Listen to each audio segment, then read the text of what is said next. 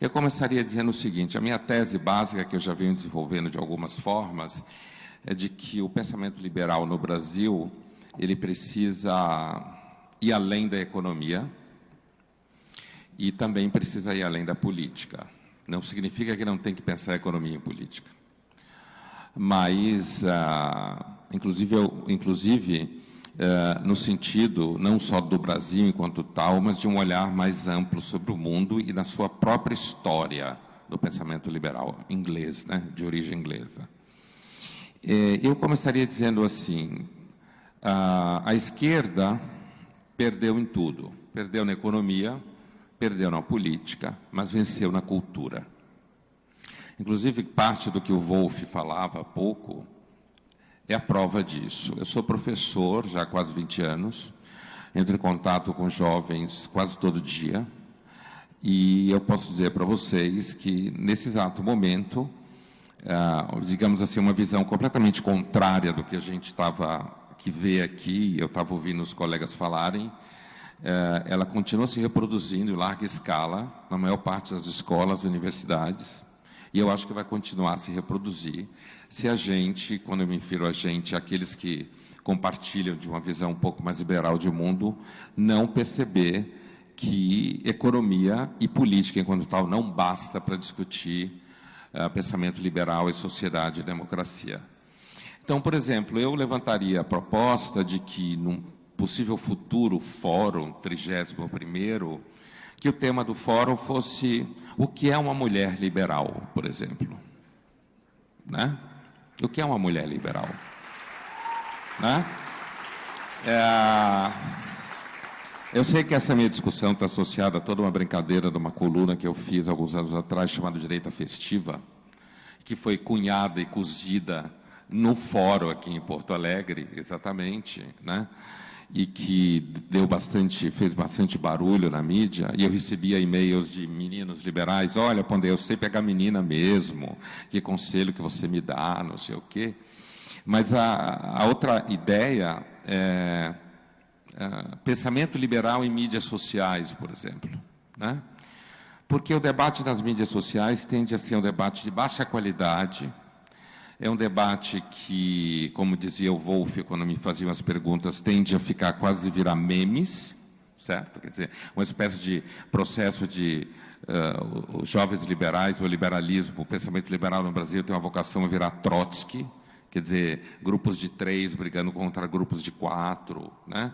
Ou um debate acerca de, afinal de contas, qual é a identidade liberal verdadeira. Então, com isso, eu quero dizer o seguinte: eu acho que pensar o futuro da democracia, pensar a cultura em relação a um olhar liberal de mundo, é urgente que o repertório e uma gama de ferramentas que, de alguma forma, podem enfrentar a hegemonia da esquerda na cultura, passa pela ampliação do repertório, né? E, infelizmente, eu continuo achando, salvo grandes exceções, esse ambiente aqui não é um ambiente para se dizer isso, mas eu continuo achando que a grande parte da elite econômica do Brasil não acredita em ideias, certo? Não acredita em ideias. Pensa que ideias é, por exemplo, animação de festa, certo? Alguma coisa que vai bem com um vinho, ou com um jantar, ou alguma coisa assim, mas não que ideias. E quando eu digo isso, eu estou sendo, sim, bem liberal econômico. Quando você acredita numa coisa, você põe dinheiro naquilo, certo? E você pode dizer que acredita muito, mas enquanto você não colocar dinheiro, é porque você não acredita, certo? Principalmente se você for um liberal em termos econômicos. Então, esse é o primeiro conjunto, né? A proposta de um fórum que se pergunte o que é uma mulher liberal. Portanto, e nesse conjunto de perguntas sobre o que é uma mulher liberal, você tem aí pelo menos um debate que pode ser enfrentado com um dos grandes temas associados à cultura de esquerda dominante no mundo ocidental, porque é dominante, que é o debate ao redor da mulher, feminismo, gênero, todo esse conjunto de coisas que domina bastante a cultura, né? Essa pergunta significa, inclusive, o que é, de fato, a emancipação feminina e os impactos disso nos vínculos das famílias. Porque se a gente quiser pensar uma cultura liberal e pensar o futuro da democracia, não adianta só pensar em termos de relação de Estado e economia. Não é que não é importante pensar, claro que é, ainda mais no Brasil, que é um país da Idade da Pedra, de certa forma, nesse sentido. Mas não basta só pensar nisso, né? Então, isso é uma coisa. Outra coisa no âmbito da cultura, né, que eu acho importante, é um pouco uma ideia desenvolvida por um sociólogo americano chamado Daniel Bell, no final dos anos 50 e depois retomada no final dos anos 70, que é um livro dele chamado Contradições Culturais do Capitalismo, né? E aí é uma coisa que me chama muito a atenção. O próprio Adam Smith já havia levantado hipóteses como essa, seja no seu Riqueza das Ações, seja no seu Teoria dos Sentimentos Morais. Mesmo John Stuart Mill, né, algum tempo depois, é o seguinte: a relação entre produção de riqueza e virtudes morais, né? É uma outra coisa que eu acho que o pensamento liberal e o Fórum da Liberdade tem que se perguntar afinal de contas, qual é o lugar da moral no pensamento liberal? Eu, na verdade, acho que o lugar da moral no pensamento liberal é um lugar anterior à economia e anterior à política, certo? E não sou só eu que penso isso, até gente como Adam Smith pensava isso, né? E o próprio Daniel Bell, no sentido de que a produção de riqueza material, sem dúvida nenhuma, produz certos desdobramentos do comportamento moral. E daí vai mais um tema. Pensamento liberal e comportamento contemporâneo, né? Porque existe um fenômeno que um psiquiatra inglês que teve recentemente no Brasil, chamado Theodore Dalrymple, que na verdade o nome dele é Anthony Daniels, né? Como todo mundo sabe, quem o conhece, esse é o heterônimo literário dele.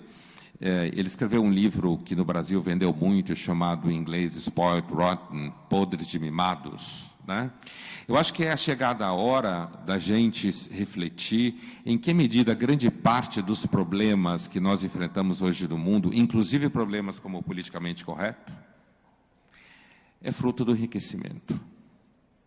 É fruto do enriquecimento material. Isso não significa que a solução vai ser ficar todo mundo pobre, né? Não é isso que eu estou dizendo. Mas significa se ater ao fato de que um dos lugares hoje que mais produz, do meu ponto de vista, tralha política, né, que produz tralha cultural e que produz o próprio politicamente correto, é a nação mais rica do mundo, em que o sistema liberal e economia, sociedade de mercado e democracia liberal, de alguma forma, melhor se instalou. A gente não pode simplesmente fechar os olhos para isso, principalmente sendo liberal. Porque toda essa esquerda é um grande fetiche da sociedade contemporânea. É um fetiche da sociedade produzida pelo enriquecimento material. E que tem muito a ver com uma certa autopercepção moral de que eu sou do bem. Essa semana mesmo, ontem, eu conversava com alguns jovens artistas que eu coordeno, uma residência que tem no Museu da Imagem do Som em São Paulo, e eu escutei, alguns deles são 4 falando, todos jovens ao redor de 25, 30 anos, por aí, e é uma fala que eu escuto muito em sala de aula, que é dizer assim, então, mas como é que a gente não vai se preocupar com as pessoas que estão sofrendo?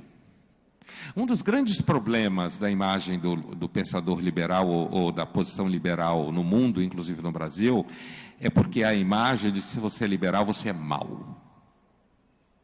Não adianta dizer que não tem, não, porque tem. Você é mau. Você não se preocupa com quem sofre. Você fica aí falando que se trabalhar vai dar certo, nem sempre dá, certo? E você, no fundo, não está preocupado com as vítimas, que é o nome que essa cultura do politicamente correto tanto gosta, as vítimas sociais históricas, né?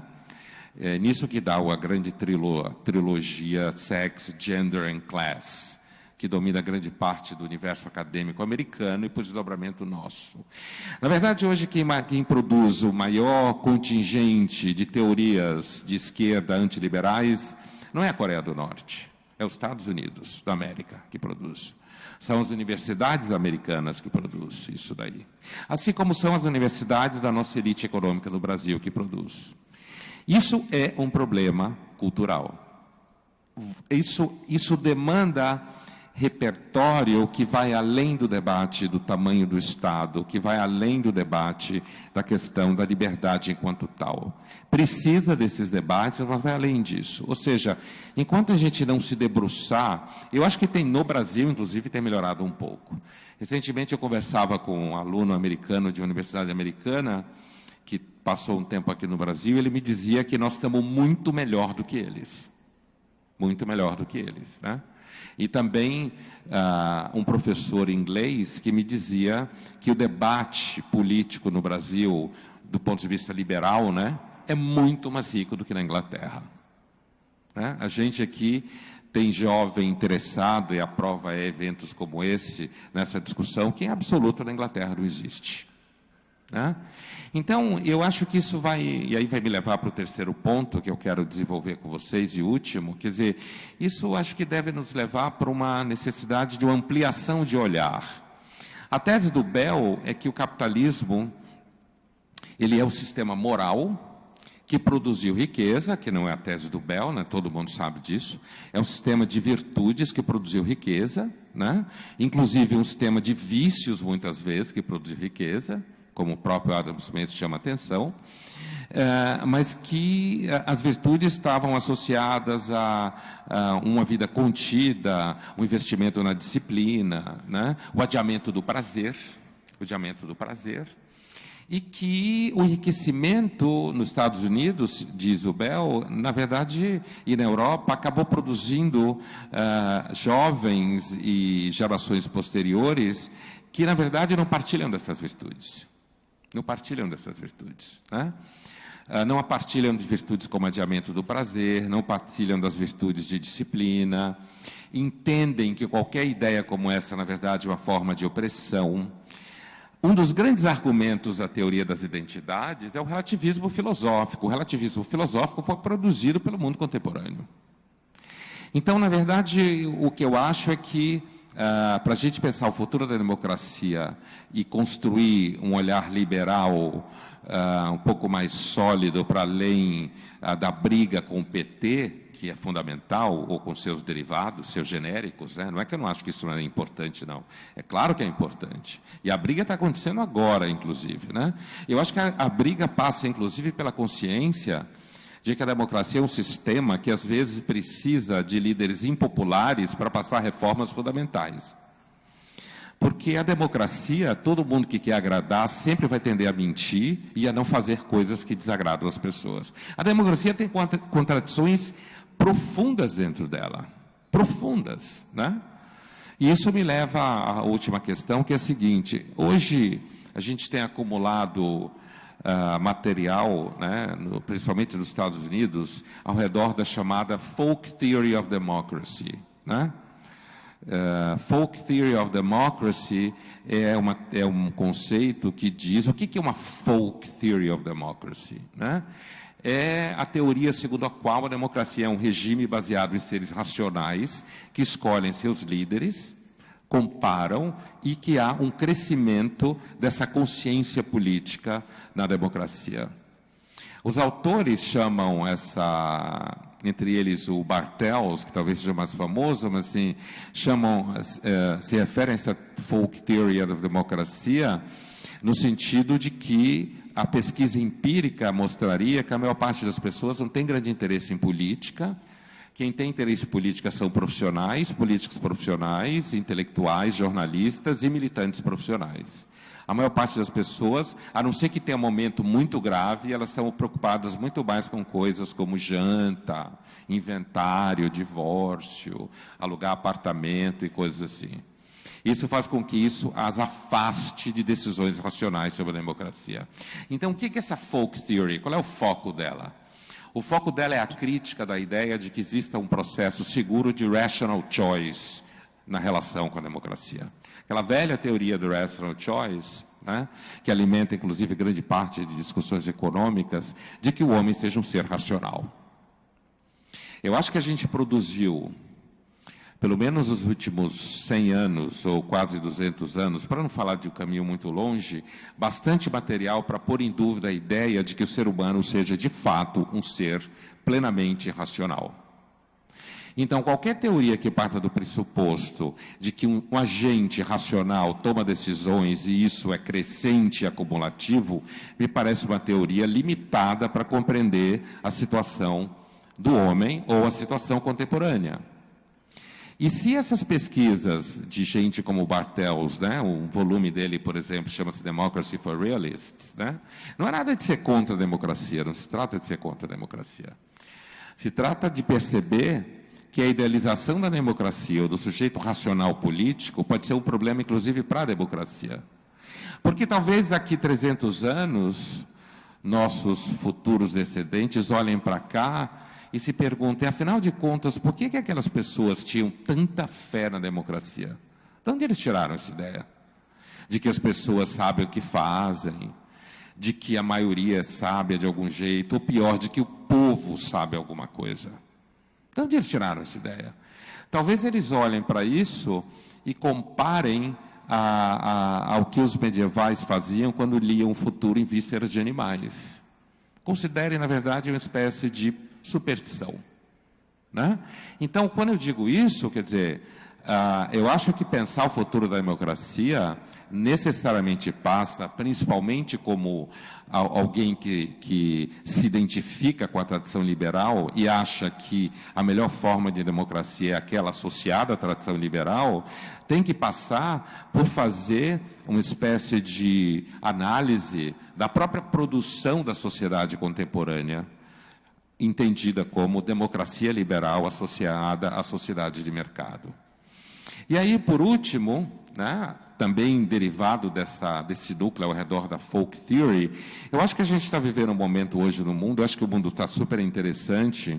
Eu tive essa semana passada num evento de jornalistas em São Paulo, um evento grande, em que eu abri a minha fala dizendo, era sobre a pós-verdade, e eu abri a minha fala dizendo, há muito tempo não acontece uma coisa tão boa para nós que trabalhamos a mídia do que a eleição do Trump. Foi uma bênção. Mais empregos, mais anunciantes, mais estágios, e um motivo para acordar de manhã odiando o Trump.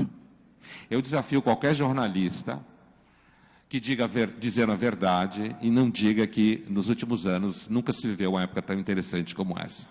Cada respiração do Trump, você sente mais uma razão para você viver, trabalhar e escrever, né?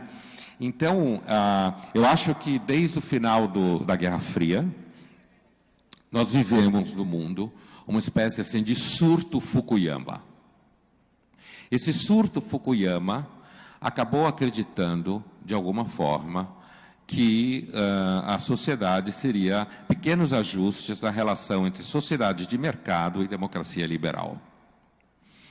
E que, assim como no dia que eu entrei na redação do Jornal da Cultura, ia fazer jornal, naquele dia do resultado da eleição do Trump, e estava uma parafernália na redação, e um colega gritou e falou assim, mas Pondé, como assim? O mundo acabou. Como que alguém pode eleger alguém como Trump? Acabou a tolerância, acabou o respeito, né? Não acho que acabou, mas pode acabar, sim. Pode acabar. Esse mundo todo que a gente vive pode acabar.